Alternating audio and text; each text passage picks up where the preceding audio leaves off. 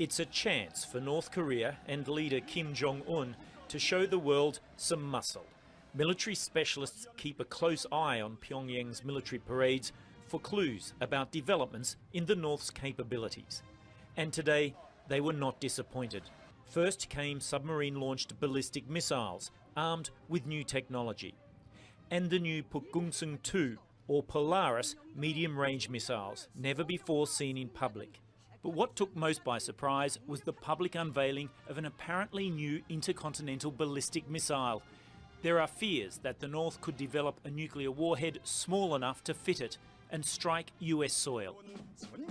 It all comes on the biggest day of the year for North Koreans, a time to celebrate the country's identity. But this year, the Day of the Sun is coming amid growing international fears of North Korea's nuclear threat and rising tensions between Washington, D.C. and Pyongyang. If the United States wages reckless provocation against us, our revolutionary power will instantly counter it with an annihilating strike, and we will respond to full-out war with full-out war, and to nuclear war with our style of nuclear strike warfare. The United States and South Korea have been conducting war games off the coast, which the North sees as practice for an invasion. US President Donald Trump has also been tweeting on the issue, saying that the North is looking for trouble. You have two of the most unpredictable people on the world stage facing off against each other.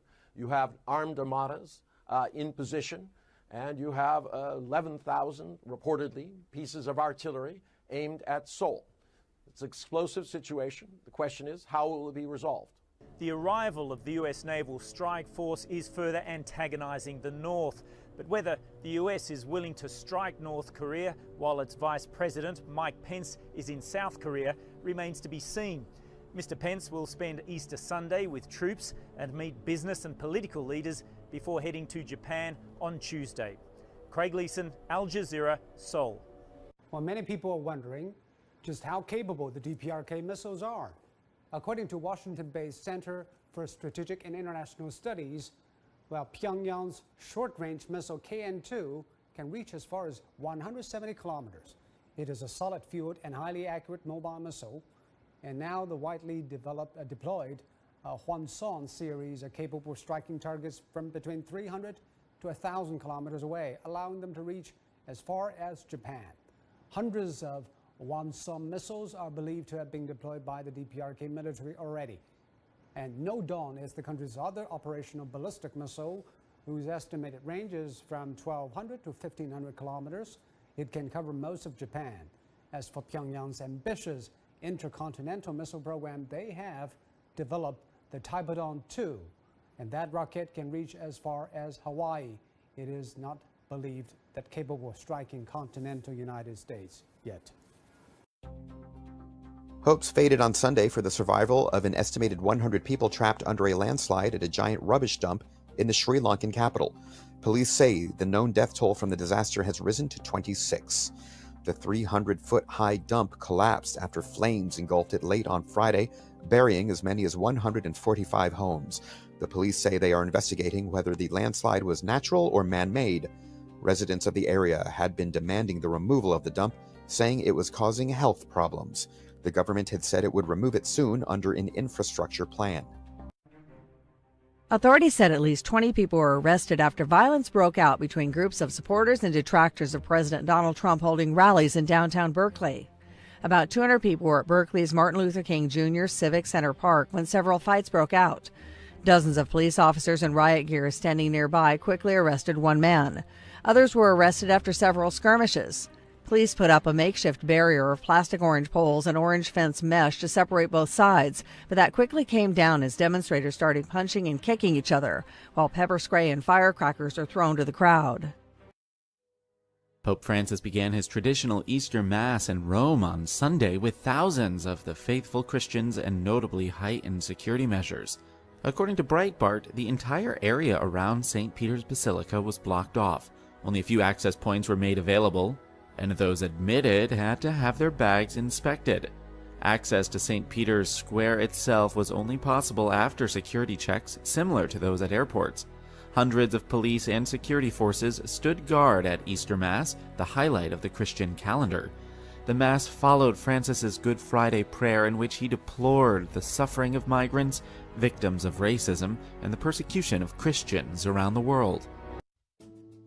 The Czech Republic is not accepting any more than the 12 migrants it has already taken under the quota scheme set by the European Union. Ongoing security checks show that the country can no longer accept anyone else, says Milan Chovanec, the nation's interior minister. According to Breitbart, the country is saying that they will resist, even if it means facing sanctions. Other EU members, like Poland and Hungary, have similarly refused to take in migrants. The EU bloc's governing body recently released a statement saying if member states do not increase their relocation soon, the Commission will not hesitate to make use of its powers. Egypt is holding one of the biggest security tasks in its recent history. This weekend marks Easter, which, like Christmas, is one of the holiest feasts for Coptic Egyptians. The government's mission is to secure more than 2,600 churches across the country. The Ministry of Interior is on its highest alert across the country. It has strengthened its security measures around churches and in public areas. It has increased its combating troops in all squares and created a buffer zone around churches, which are unprecedented measures. Buffer zones that could reach up to 400 meters have been created around most churches, blocking traffic and pedestrians from approaching. Security screening devices and police will be standing outside the church's territories in attempts to prevent last week's horrific suicide bomb attacks.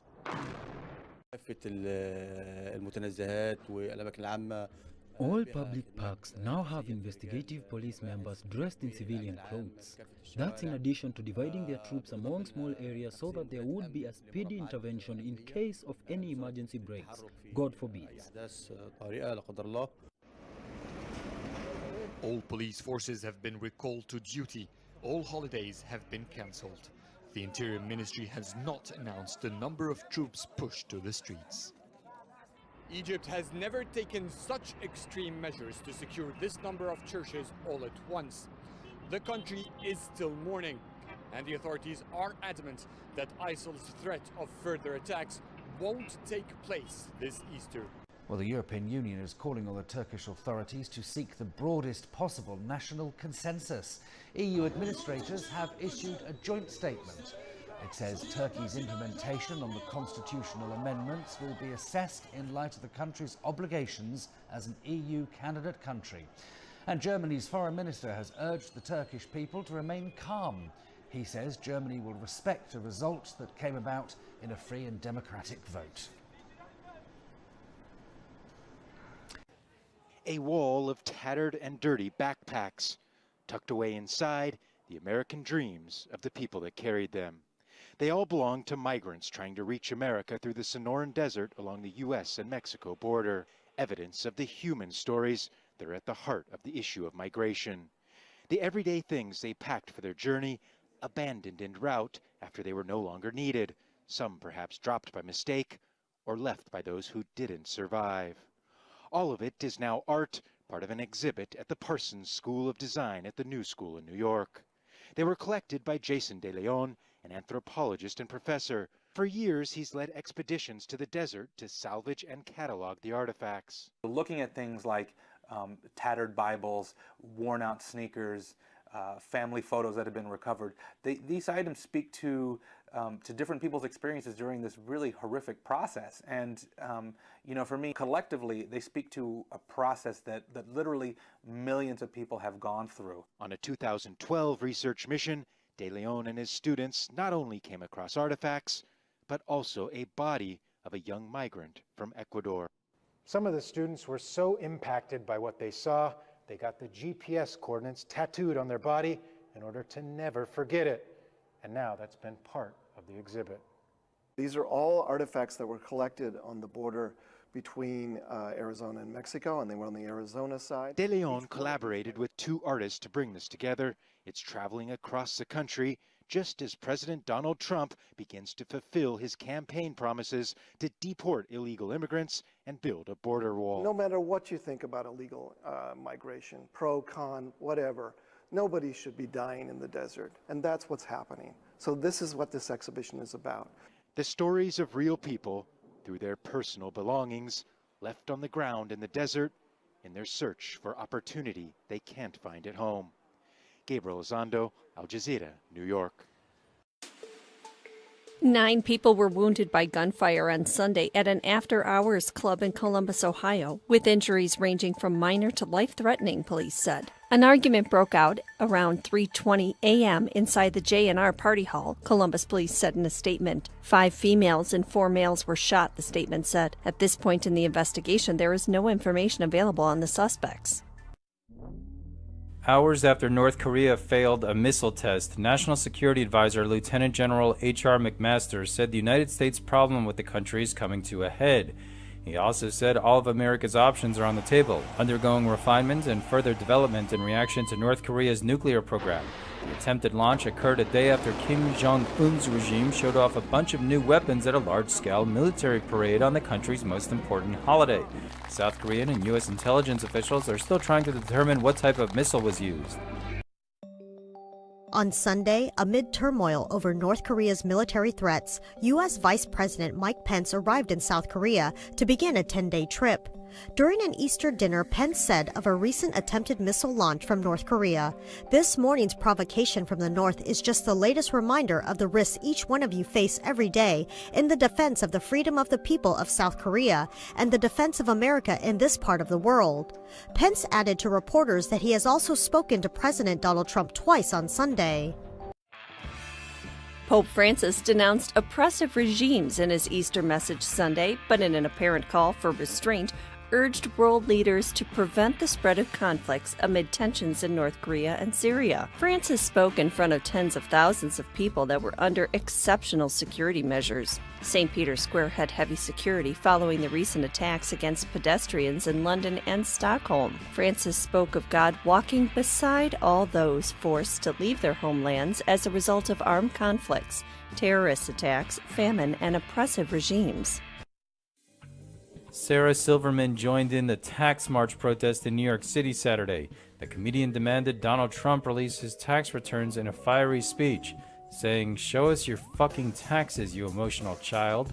In a follow-up interview with MSNBC, Silverman said she was raised to be an active citizen. The 46-year-old was just one of numerous celebrities to participate in Saturday's tax march protests, which reportedly saw more than 100 demonstrations take place simultaneously across the United States. Rescue workers are battling to save as many as 1,800 migrants stranded on boats off the coast of Libya. According to CNN, rescue crews from the Migrant Offshore Aid Station have been working for the last 24 hours and have pulled 453 people to safety so far. Crews were forced to suspend the operation overnight with their rescue vessel, the Phoenix, running at full capacity. The charity's founder, Christopher Catrambone, said yesterday, "Nobody has ever seen anything like what we are witnessing this weekend." So far, nearly 32,000 migrants and refugees entered Europe by sea in 2017. 554 have drowned, making the crossing. Now, Palestinians held in Israeli jails are set to launch a mass hunger strike on Monday in protest at their dreadful conditions. Former Fatah leader Marwan Barghouti, who's been serving 5 life sentences since 2002, is spearheading what he describes as a battle for freedom and dignity. Barghouti has called on all Palestinians to join the campaign by organizing protest actions in solidarity with jailed hunger strikers. The 57-year-old says that protest action aims to challenge, quote, Israel's tyrannical mistreatment of Palestinian inmates, which includes torture and medical negligence. A joint report by 3 Palestinian NGOs indicates a total of 6,500 Palestinians are currently in Israeli prisons. A report released on Saturday says more than 200 Palestinians have died behind Israeli bars since the regime came into existence in 1948. Pipes and sticks have become toys of war for these Syrian children. Even during their playtime, they act as if they are defending their own city of Hama. They seem to be determined to be prepared for a potential confrontation. These empty water tanks provide an echo chamber for a rare moment of happiness We climbed that 5-story tank. It used to be filled with water. We remove the top lid and move our heads into it and chant the Islamic movement song. Aboud Hammam, a Syrian photographer, documented the children's daily life 2 years earlier. Now he has reunited with his young friends.